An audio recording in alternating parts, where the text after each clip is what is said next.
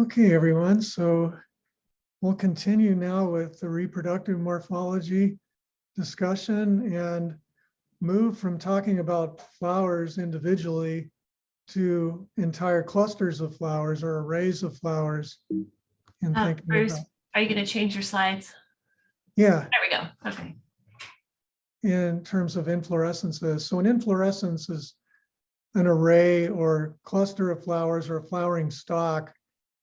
And the architecture of inflorescences, how the flowers arise from those inflorescences is important taxonomically and ecologically, can really affect the way the pollinators visit flowers, for example.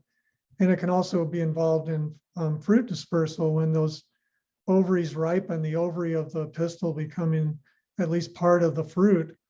It can influence how the seeds are dispersed. So there's quite a bit of taxonomic conservatism in many cases with regard to inflorescence architecture. So it's important to understand it, but it's also important if you're going to study the biology of plants and their ecology. So first off is there are a couple of basic ways that inflorescences can be positioned on the larger plant. And these inflorescences, remember, represent modified shoots. And in this instance, the inflorescence is being shown as a yellow sphere here. So the inflorescence could be born at the tip of a vegetative branch. I mean, it can basically terminate an entire shoot, a vegetative shoot, in which case we'd call the inflorescence position terminal, as in these examples. Or we can have reproductive shoots or these inflorescences arising from the axils of leaves. And remember, Susan talked about diagnosing how to tell a compound leaf from a simple leaf had to do with looking for the axillary bud. So the axillary bud, in flowering plants, we have an axillary bud that's present in the upper angle formed between the stem and the leaf. And those buds, when they're released from inhibition, can grow out as branches. And that's how plants branch. That's how most vascular plants branch, including flowering plants. And reproductive branch and inflorescence is often axillary like this, or it can be terminal, forming from the apical bud of an entire vegetative shoot. And we're talking about the stalks we talked about the stalks of individual flowers earlier, which I mentioned are called pedicels. But the stalk of an entire inflorescence is called a peduncle. So the peduncle basically is the stalk of the entire inflorescence, the inflorescence axis, and the pedicel is the stalk that terminates in an individual flower. And the arrangement of flowers in inflorescences varies a lot, as I was mentioning. So there's a huge number of types of inflorescences that have specific terminology, and we could spend this entire workshop just talking about that, but we have a lot to cover. And I just want to go over the forms of inflorescences that are the most commonly encountered and the ones which have terminology that in the Jepson, eFlora and Jepson manual that you're going to encounter most often.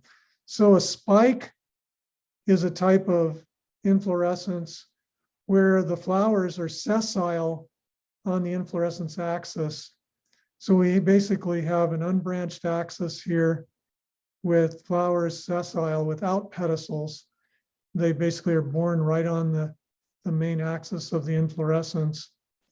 And that's a very common type of inflorescence we see in many groups. Raceme is very similar. Here you can see the main inflorescence axis, but and we only have one flower at each node of this inflorescence, but unlike in a spike, it has a pedicel. So the flowers are pedicelled, they're not sessile. A panicle, however, has side branches to the main axis that in turn are branched. And so There are many types of panicles depending on whether they have determinate development or indeterminate development. I'm not going to get into that, but in the Jepson manual, this is the main characteristic that you need to be aware of. Jepson eflora is where you have a main axis with branches off of it that in turn are branched and produce individual flowers. So we have more than one flower off of each side branch of the main axis. And those branches occur at different heights along that axis. A corium is basically just a flat-topped inflorescence where we have the branches of that inflorescence arising at different heights along that axis.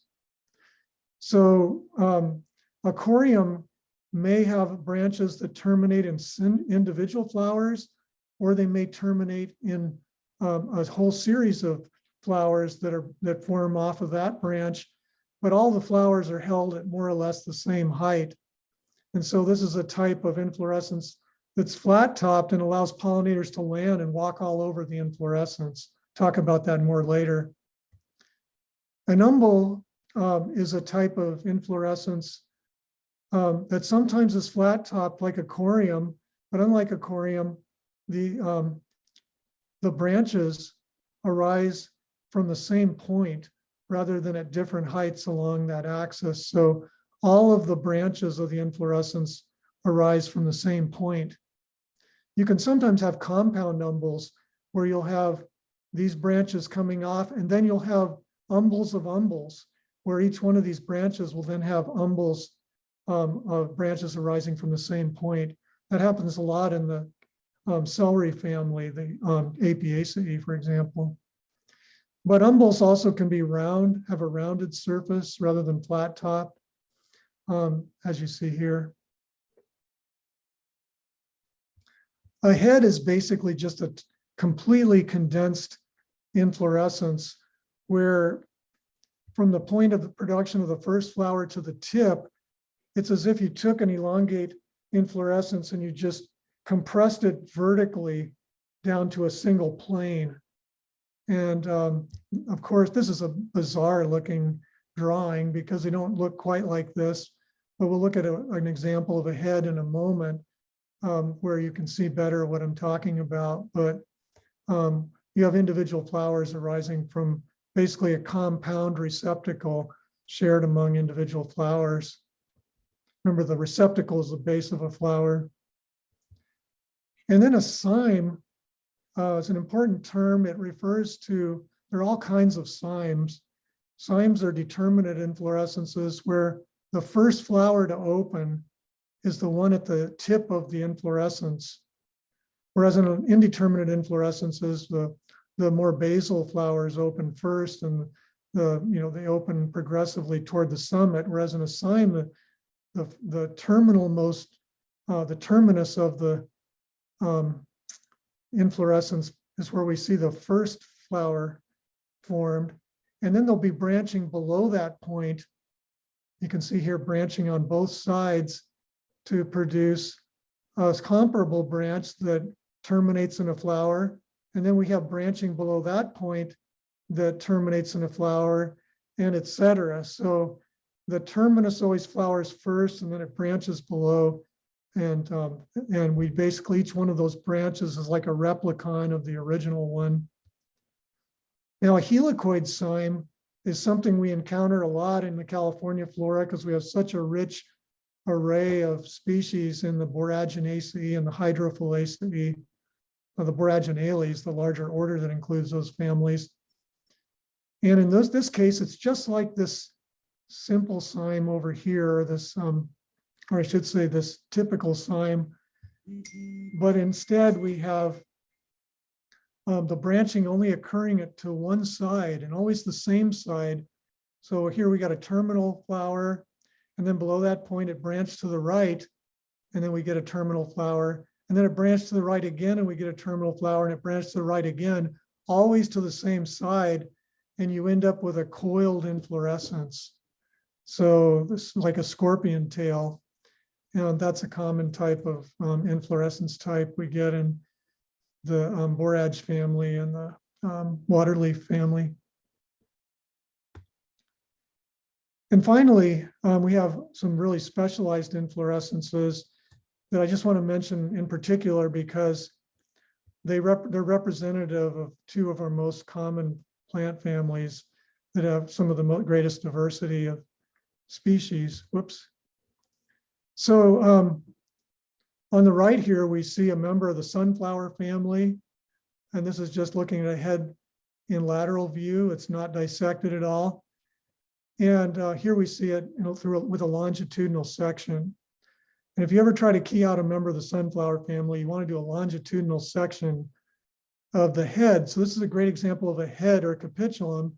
And how do we know when you cut that head in longitudinal section like this, you can see that these are individual flowers. Each one of these little units here is an individual flower, each with their own ovary, their own corolla that has 5 lobes, and their own style emerging out of that flower.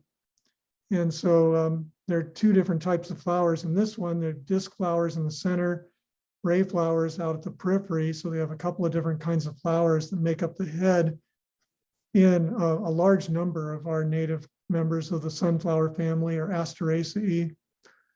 But you can see that they're all of these flowers arise from the same point. So it's a compound receptacle, typical of a head inflorescence or a capitulum, which means the same thing.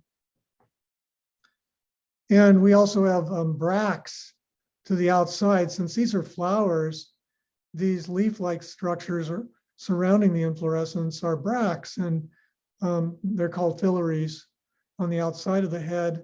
Sometimes there are additional bracts coming off the base of these central flowers that are called palea,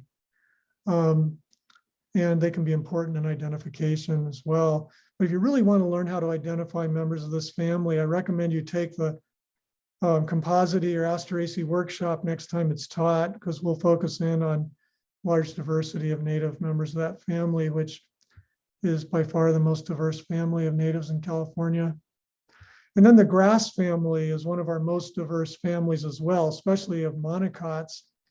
And here we have such reduction of the perianth, the sepals, and basically the perianth are reduced down to little nubbins that are really difficult to see.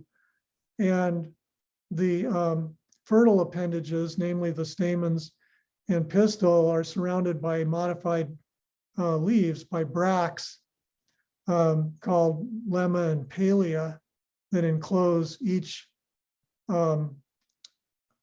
set of 3 stamens and 1 pistil. And there can be multiple, and each one of these units is called a floret with its palea and lemma. We can have multiple florets within an individual spikelet, which is subtended by a couple of bracts called glooms. And again, if you really want to learn to identify members of the grass family, take Travis Columbus's grass workshop next time it's offered by the Jepson workshop series. We have a lot of different, that offering is usually once a year, and it's important to get right in there and sign up because it's really popular. Okay, so other questions now about inflorescences.